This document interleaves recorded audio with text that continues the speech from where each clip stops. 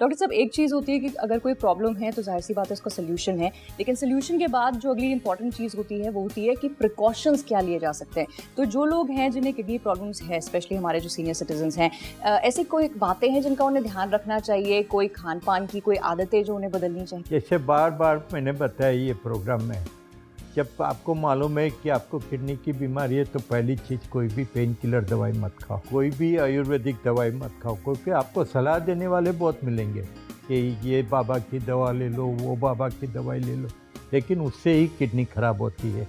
फिर किडनी का जो फंक्शनिंग कितना टका कौन से स्टेज में है, उस हिसाब के आपको प्रोटीन कम खाना चाहिए, आपको फ्रूट्स कम खाना चाहिए, क्योंकि फ्रूट खाने से पोटेशियम बढ़ता है और नमक ज़्यादा खाने से ब्लड प्रेशर बढ़ता है। भाई नमक ज़्यादा खाने की बात में भी एक महत्व की चीज़ क्या है कि सब पेशेंट हमको आके बोलते हैं कि हम तो ज़रा भी नमक नहीं डालते खाने में, लेकिन वो पापड़ खाते हैं, अचार खाते हैं, चटनी खाते हैं, वो लोग सॉस खाते हैं, वो लोग पैकेज फूड खाते हैं।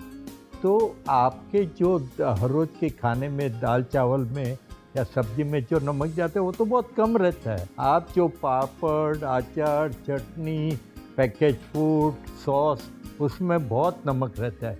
तो वो सब चीज़ें आपको खाने में बंद करनी चाहिए और खाली दाल और सब्जी में थोड़ा सा नमक कम करके खाना खाना चाहिए। ये आप करेंगे तो आपका ब्लड प्रेशर एकदम कंट्रोल में आता है।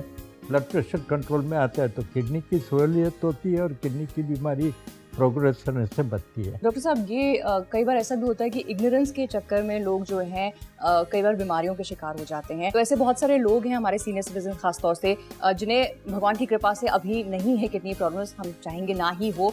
कोई मैसेज आप उन्हें देना चाहेंगे कि क्या ख्याल उन्हें रखना चाहिए? बस मैं आपको ये माध्यम से बताना चाहता हूँ कि आपका 60 साल का उम्र हो गया है, आपको ब्लड प्रेशर है कि नहीं है, डायबिटीज़ है कि नहीं है, लेकिन आपको हर साल आपको किडनी के लिए 3 छोटी सी टेस्ट, यूरिन का सादा रिपोर्ट, हीमोग्लोबिन और क्रिएटिनिन करवाना चाहिए।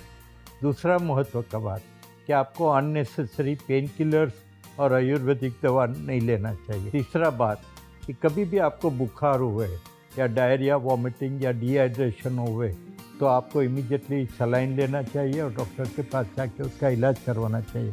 क्योंकि कभी भी आप डिहाइड्रेशन होता है बड़ी उम्र में तो इमीडिएटली किडनी फेल होती है।